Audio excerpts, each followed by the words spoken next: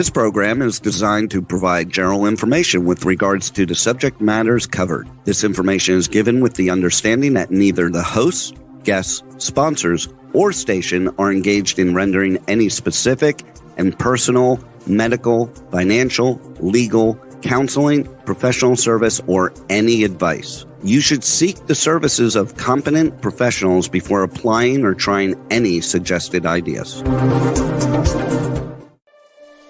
Magazine publisher and entrepreneur Judith Mancini is sharing captivating conversations with experts in their field about the latest trends in our ever-changing world to help you become healthy, wealthy, and wise. Judith Mancini Today will spark your interest and inspire you to lead your best life ever. And now, here's Judith. Judith Mancini Today is sponsored by Basic Brands, Inc., providing the highest quality specialty products in the natural food industry. Visit basicbrandsinc.com and enter JMT15 for 50% discount on your very first order, including your best-selling vitamin E ointment, which helps restore moisture and elasticity to your skin. Well, good morning, everybody. Thank you for joining us here at Judith Mancini Today. I have a really special guest. You're going to really love listening about her career and what she does, and you're going to be so happy that she does it, because it's going to make your life so much simpler and so much more beautiful. So Joni Rogers-Kante is the visionary and driving force behind SeneGence. Excuse my not being able to speak. Her dream of developing a company that gave women an opportunity to build their own business, regardless of age, background, or education, has become a global success with offices in 5 countries and hundreds of thousands of independent distributors worldwide. Good morning, Joni, and welcome to the show. Good morning, Judith. Thank you for having me. Now, I know you were beautiful before you founded this company, and you have remained beautiful. So we're excited to listen to you about becoming an entrepreneur and this wonderful company that you have created. Let's start with what you did in your early life that got you interested in being an entrepreneur. Well, I didn't have a broad range of experience, Judith. I actually only had one job, and that was I worked side by side with my stepfather, Jerry Height, who was in the midst of building and expanding a large drugstore chain. It was called Save On Drugs, and I worked at Save On through high school and then through my college years. And it provided an amazing experience in that I worked not only side by side with him, but the likes of presidents and vice presidents of Colgate-Palmolive, Mead Johnson, Unilever, because in those days, drug chains were the main way that those kind of companies sold their products. Remember, there was no internet. You couldn't just order everything off of Amazon. And so we had a Save-On by us in Beverly Hills. That's right. And that we all used. Yes. That's right. And they're, drugstores are a little different experience now than they used to be. They used to be more of a complete shopping experience. So anyway, I had the privilege of helping my dad build dozens of those. They went from about 18 stores to over 300. And at some point, I realized that if I was going to be successful, and in my mind, success was, was president, vice president, CEO, because that's who I hung out with. I realized that there was no way that I was going to dedicate that many hours of my life traveling and working and trying to have a family, because I knew I wanted to have a family one day. So ultimately, I had a chat with my dad. I was also in school, college, taking college classes at the time, because it just happened during that period of time.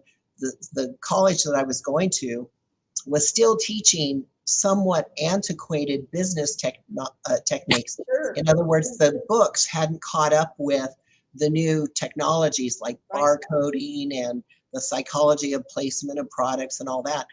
And so together we just decided that I probably just needed to move on. And he said, you know, you're going to have to make it on your own if you don't get a college degree. And I said, fine.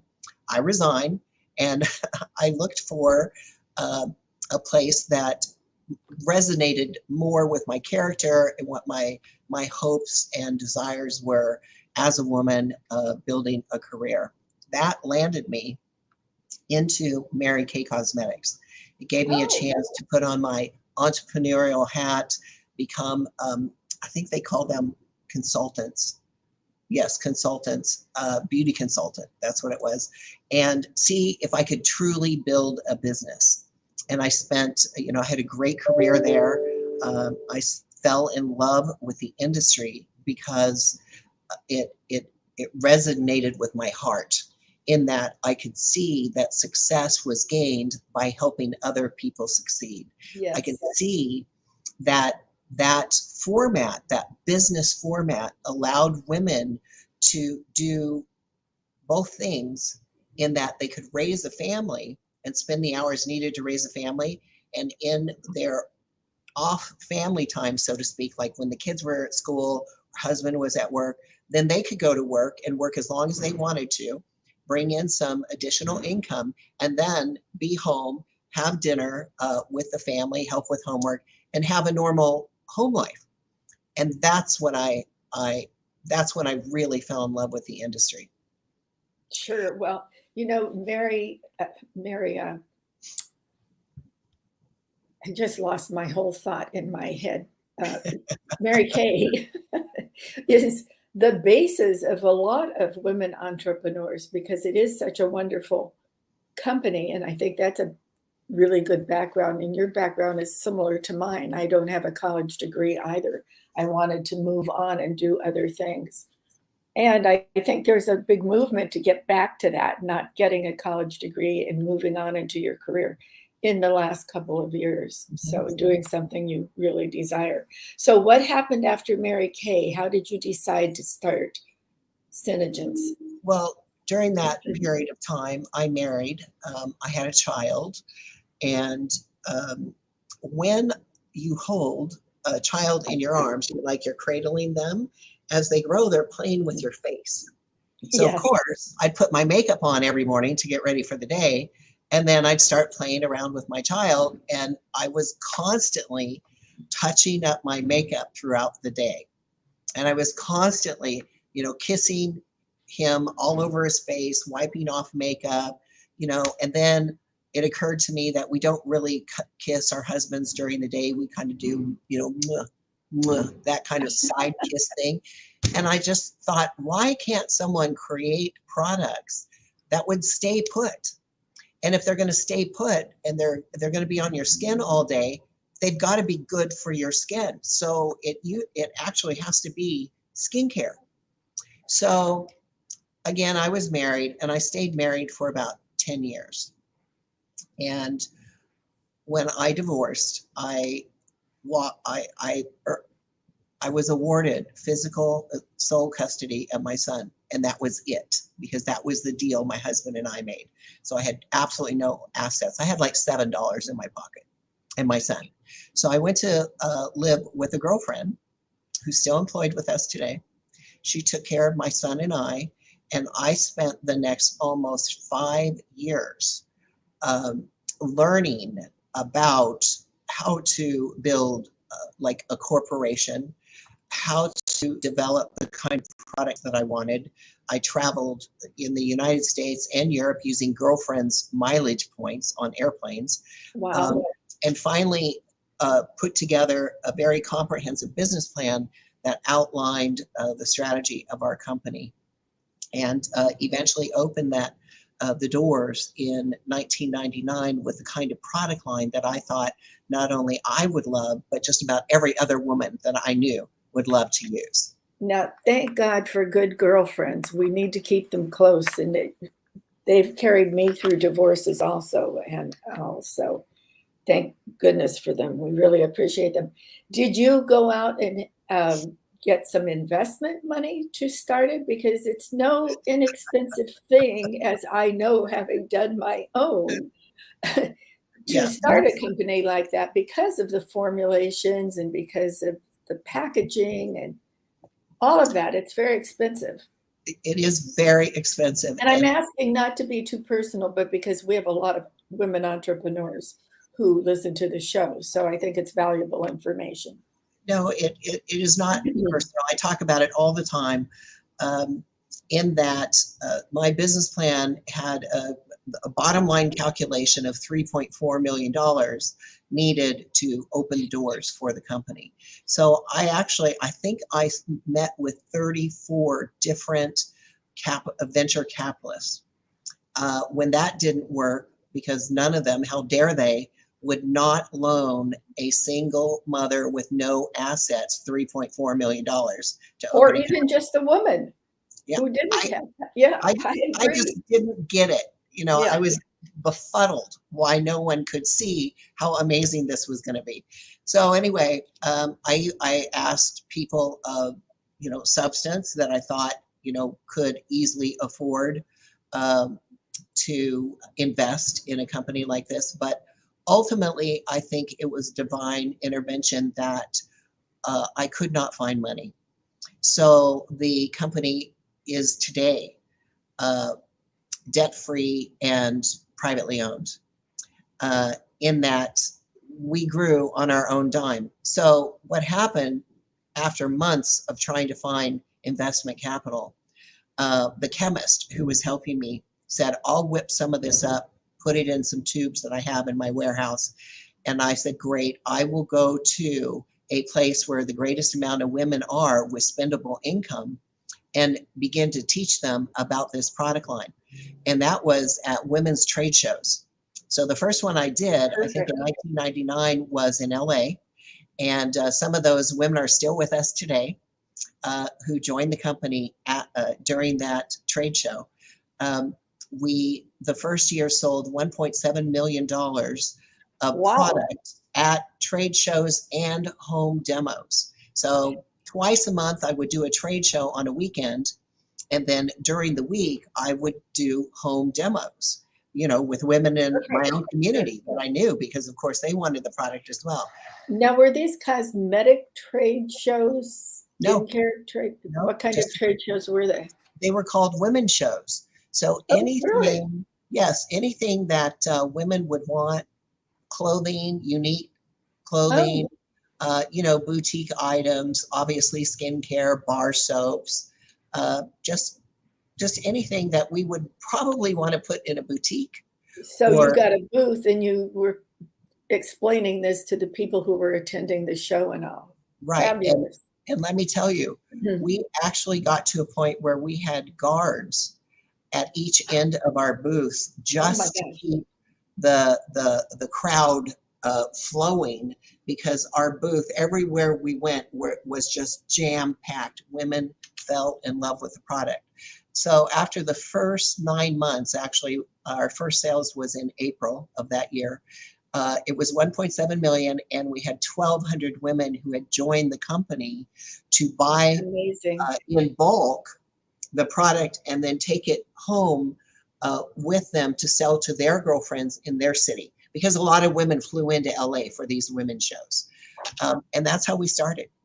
That is a fabulous story. Incredible. So now tell everybody how many you have.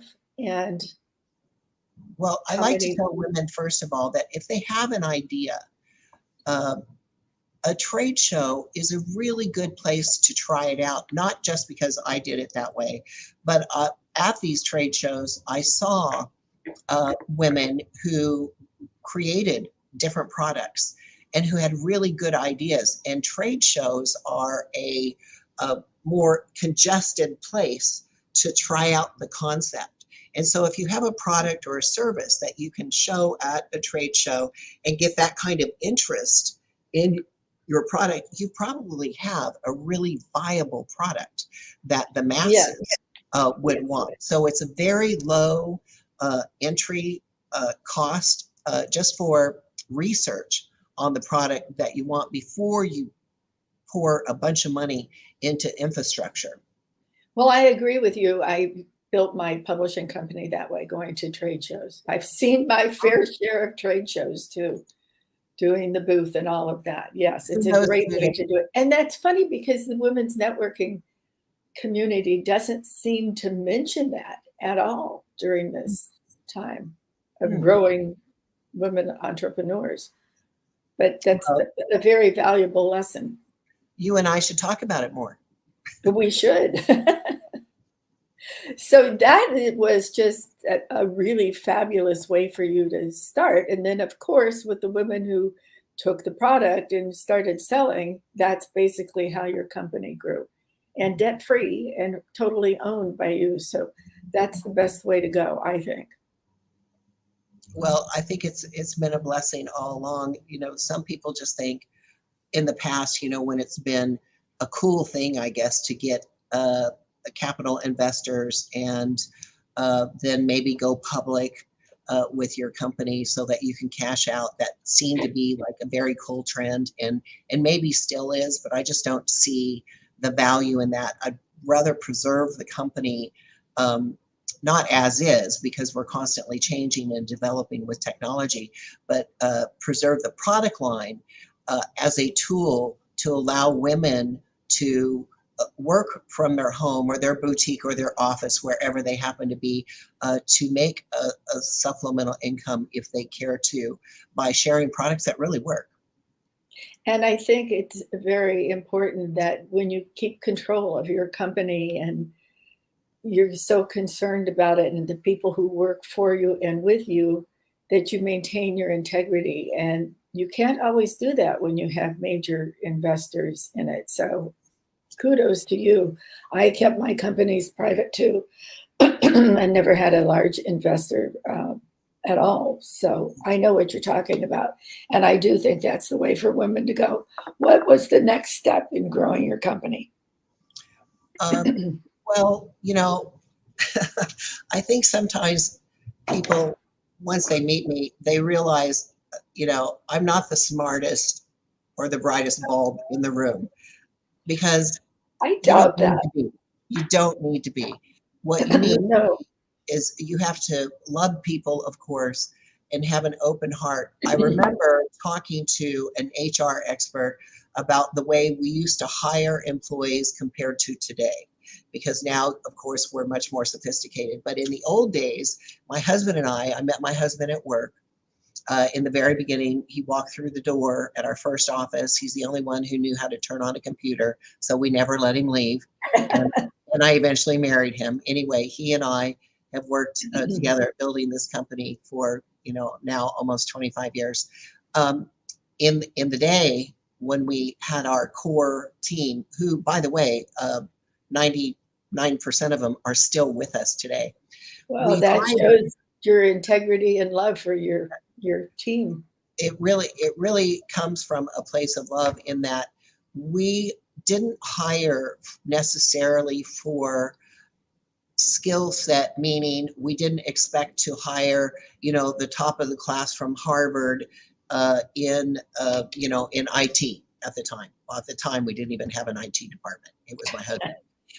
But what we hired were people who had expertise. For instance, our attorney, who's still with us today, who happened to spend 16 of his years as our president, started as our attorney, moved into the presidency, but anyway, is still now our chief legal officer.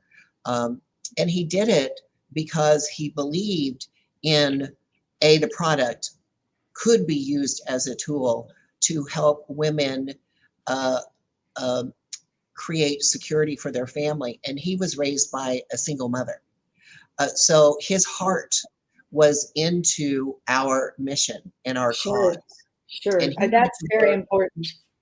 Right, and he was as passionate about his contribution to the company as my husband and I are, such as, you know, our marketing, our maven, we call her Kirsten, who's been with us for so many years. She is as dedicated to it as I am. it just,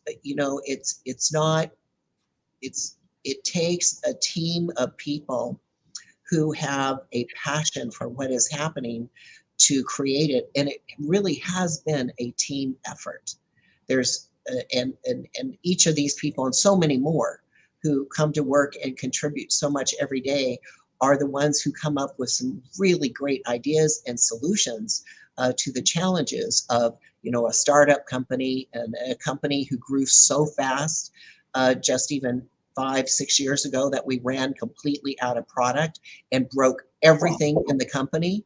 We broke the internet, we broke the financial system, we broke our manufacturing system. We literally had to start rebuilding everything we had, our systems, our internet, from scratch, because we were just too big, too fast. But we lived through it. And having said that, having been able to live through that, that was due to literally hundreds of people who were working together to help us get through that period of time. So even in that way, I think that we were blessed beyond a reasonable expectation to help this company become the success that it has been. Well, they not only the people that were working on your team and all of the women who were distributing, they not only love the product, they love their leaders. It's quite apparent, because they wouldn't hang around if they didn't. And look at the longevity of your employees. It's commendable. Well, we even had vendors and competitors when we ran out of product selling us their extra color pigments so we could make a red lip color. Who does that? How does that happen? Not too many. Exactly. And so I just, as I look back through our history, I am truly in awe of the way that the company has grown, and so many people have been of benefit and have been blessed through the company. It's been a movement by our employees and our, tens of thousands of distributors, and of course all of our country managers who head up every country. I just couldn't be more proud of the organization. So I have a couple of questions. One, how you mentioned marketing. How does a multi-level company market their products other than word of mouth and your team members that are all growing their own little businesses or big businesses?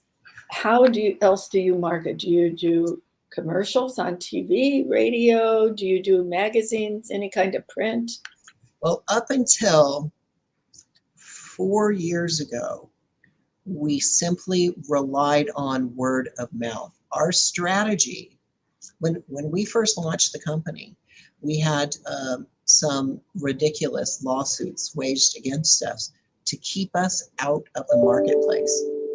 So we were, a little discouraged during that period of time, because we were using valuable startup money on legal bills. So my husband and I decided that our strategy should be to be the quiet giant. We were going to become a giant without anyone knowing. So we literally just went to work, boots on the ground, traveling our countries, doing events, doing product training, doing makeovers, and just the old-fashioned way, teaching people one by one about our product until, we kept growing and growing and growing. Then social media and exponential growth kicked in, and that's when everything broke. Now, after social media hit and everybody knew who we were and how big we actually had become, we thought, okay, the cat's out of the bag. Now we will begin to address branding in a more atypical fashion. So we made a list of all the, the great things the company stands for, which is our nonprofits supporting women and children in need. Of course, our product lines, our award-winning product line, where we were the company that brought long-lasting color technology to the cosmetic industry. And we're also the company that brought the fact that the long-lasting color is not only our lips, but it's everywhere that we put color on our face. And If it's going to stay on our skin all day, it's got to be good for your skin. So it's Yes. skincare. Yes. So our makeup is actually skincare. And we have a skincare line that we use with it. So that creates a 24-hour long-lasting anti-aging skincare system. We were the first to introduce that to the market. So we started capturing all these things in our philanthropy together and began a PR campaign. So now today you'll find us in magazines. I'm doing this podcast. I would never do a podcast 5 years ago. But of course, today it's part of our PR strategy. We are the, what do you call the people who pay for your event here? You sponsor of the Miss America contest and Mrs. Oh, I saw America. that. Yeah. Yes. So now we're doing things like that. We have advertorials. I do, public speaking, and just all the things that you would do as you are really aggressively kind of claiming your space and claiming your brand in the marketplace. Now, do you have a formulator that works exclusively for you? Oh, yes, many. Well, I'm sure it would be many. We started with one. And, he's a great man. I love him dearly. And we have had a very enriching and mutually rewarding partnership, so to speak, for, since the very beginning.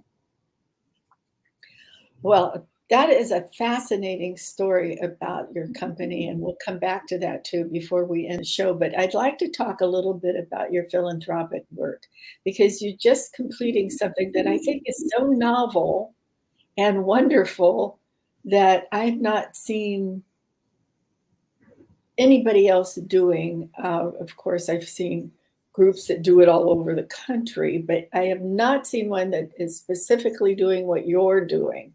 And I'm talking about the drive-in. Oh, the TP drive-in. Yes. Oh, it's so fun. And Judith, it's almost done. Well, I saw a little message from Melinda, I believe it was, that said it was almost done. So that is exciting. How did you get into that? Was it because that was where you two went on one of your first dates? Was it still open then? No, I'm actually broadcasting with you from my hometown, Sapulpa, Oklahoma, which is right outside of Tulsa. And when I was a young girl, Sapulpa was a thriving little town. And I decided, as we're planning the future and trying to figure out where's the best place to make a home for our boys who will take over the company in the future, we decided we were going to move home.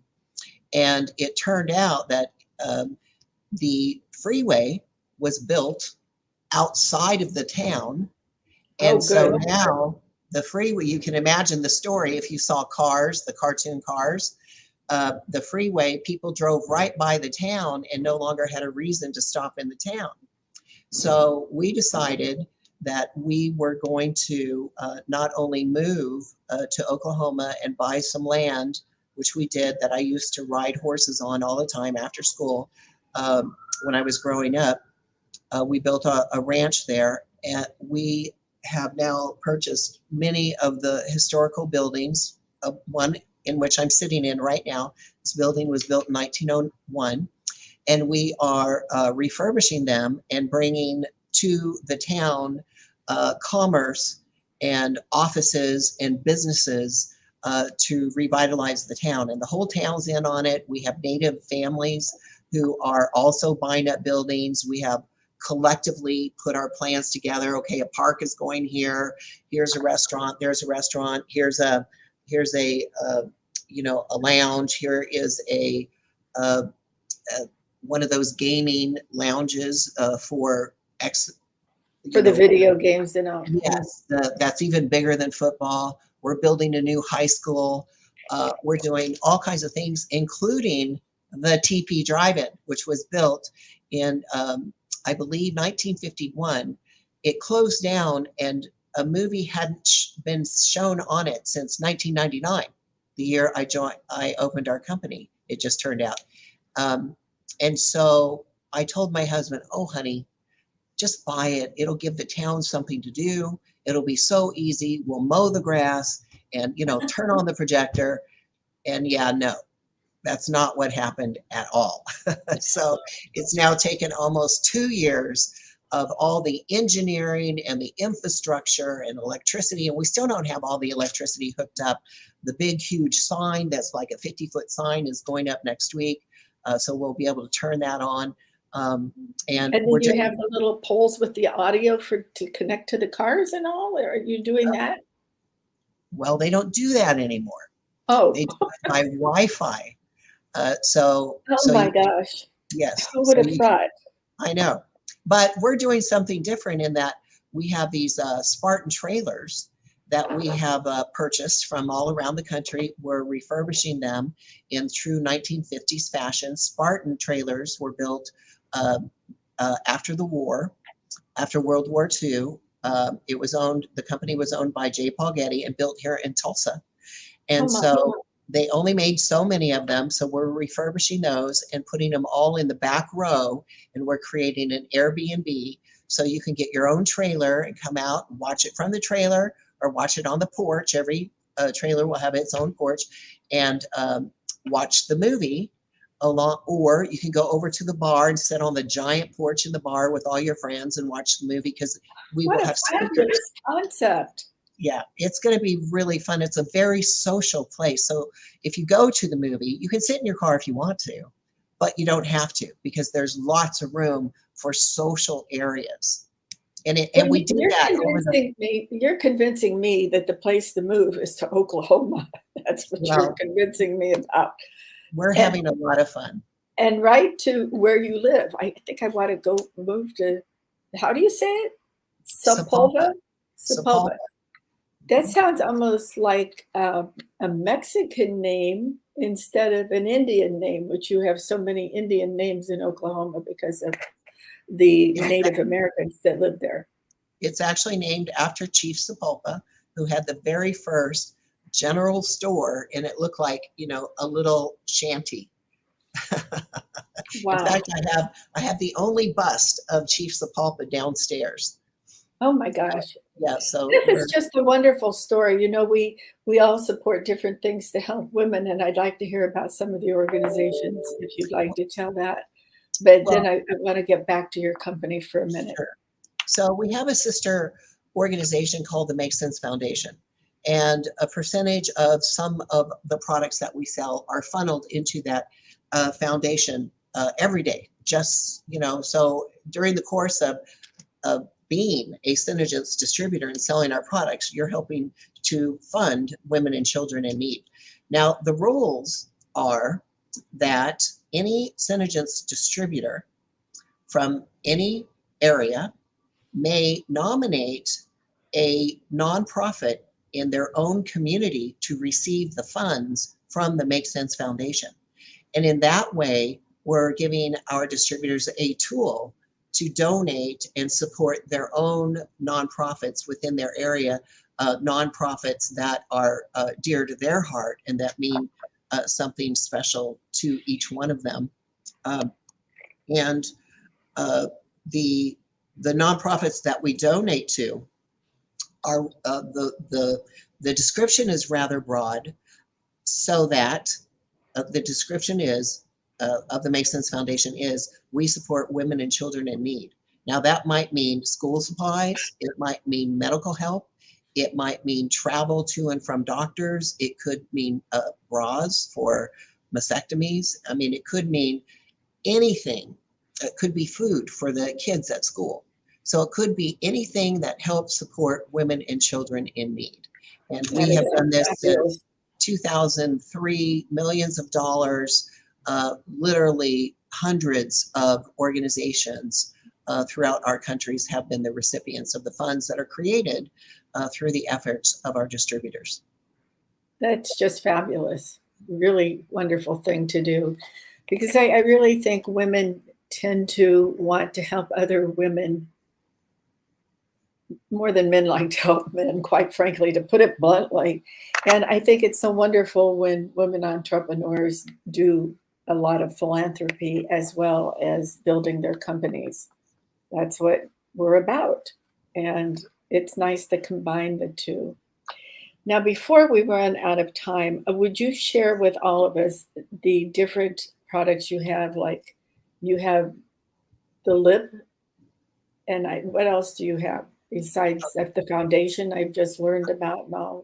I'm going to look at my face as I'm saying this. Okay, so this is Yes. our flagship product, Right. LipSense.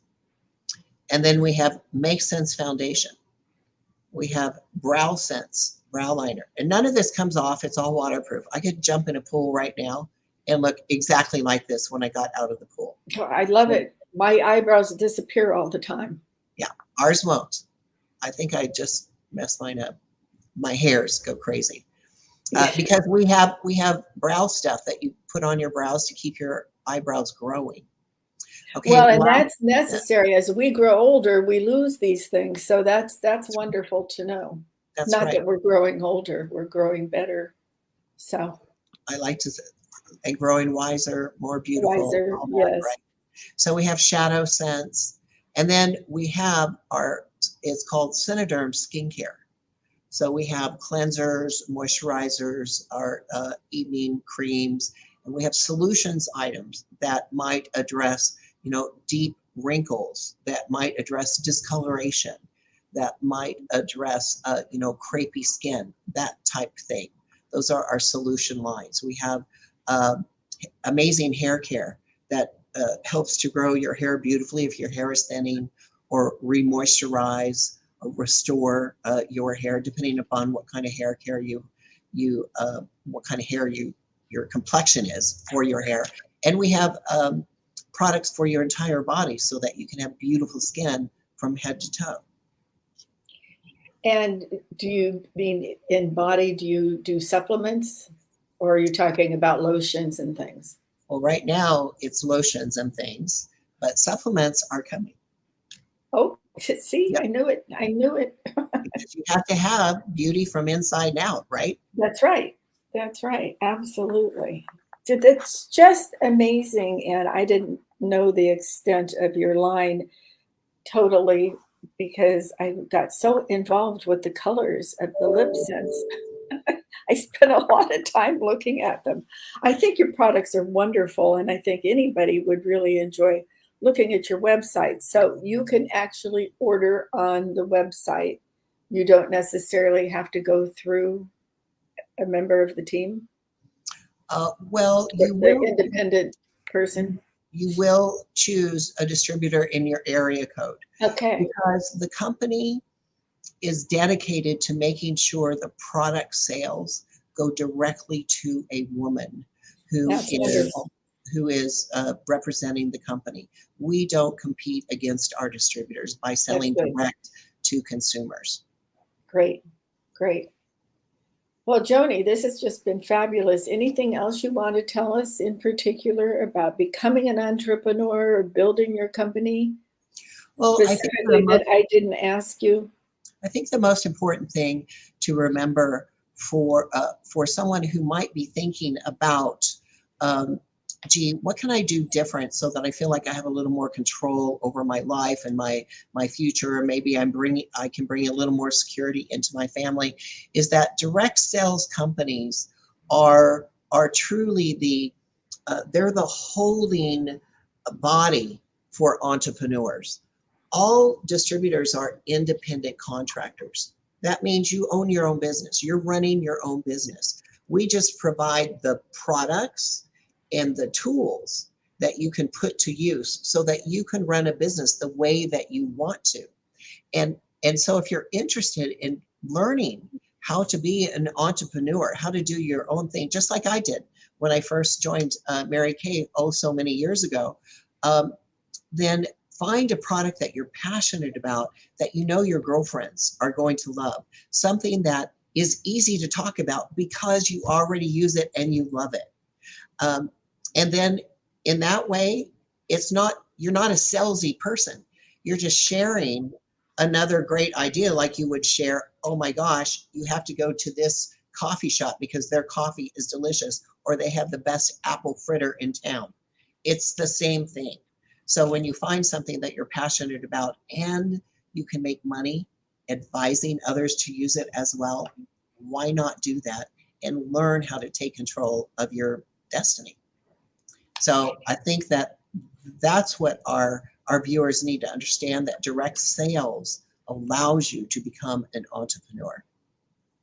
That's a very good thing to remember, because a lot of people don't view it as that, but that is indeed what the direct marketing multi-level business is. And I think it's particularly wonderful for women, as you've said, because it does allow you to do it on your own time. Yes. And through your own connections. That's right. Now, I wonder how many of you, if you even know, how many of your distributors now use these new tools like the 30-second reels on Facebook and all, Facebook Live doing a demonstration. Have they moved over to that kind of social media, or just posting maybe on Instagram saying, I have this great new product, call me? Well, I think during our COVID stay at home, 100% of them were dabbling with it. And through that as well, we have, several dozens who have become influencers on their own with huge followings. Now that we're back to person, I think that we've all learned that social media has a place for customer service on our business pages. So it's a more efficient tool than, like, let's say, text or email. And it's just, the part of the evolvement of technology, and how today the more advanced technology makes it easier for us to run our business. And of course, through social media, we meet people we would never have met before. That's true. So we are actively engaged in making social media training, and have been actually for at least, 8, maybe 9 years before it became the real popular thing to do, in teaching our distributors about how to use social media, how to brand themselves, how to gain followers, that type of thing. Just like in the early 2000s, we were teaching them, girls, this is a laptop. You need to buy one. This is called a website, and this is how you're now going to place orders for the product, because we're going to turn off the fax machines. Yes, and then that makes your life much more Right. simple, actually. Let me ask you, do you do events yearly for your distributors? Your Oh, yes, meetings? we do at least a major event every quarter. Every quarter? You can pick and choose which events you want to go to. Our large annual conference is in April, and all distributors are invited. Some of the events that we hold, we invite certain levels of distributors, because some need more advanced training than others. And so, yes, I mean, we're all about, besides just offering a fantastic product and teaching distributors about that product, we're all about all the things you need to know as an entrepreneur, including as minimal as, how do you really set a priority? What is a priority in your life? And then how do you begin to take a look at your week so that you can accomplish and make progress, achieving your goals in each one of those areas of your life that is a priority. And that's above and beyond SeneGence. We know that women, we have other things we're concerned with. So how do we blend all this together in a more balanced way so that we feel like, and we actually can have it all? We can have a happy family. We can have a successful business. We can be well-traveled. We can play in our hobbies. We can have girlfriends. How do you do that?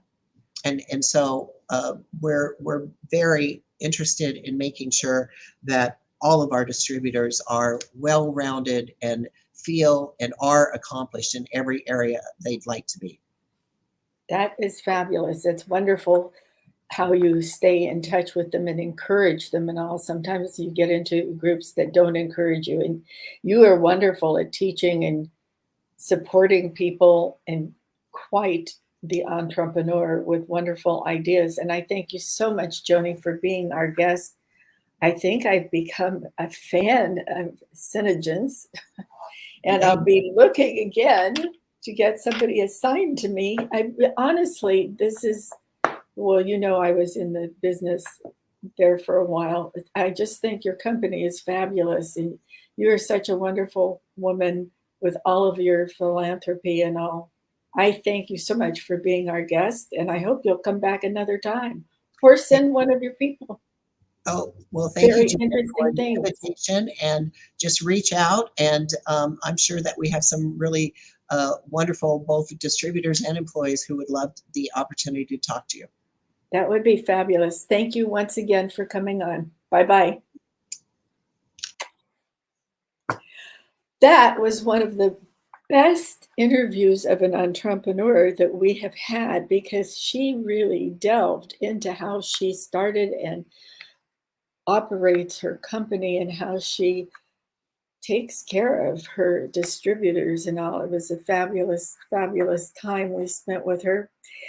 And we will ask somebody to come back from her company, because I think all of you out there who are entrepreneurs could benefit from some of her information and her knowledge.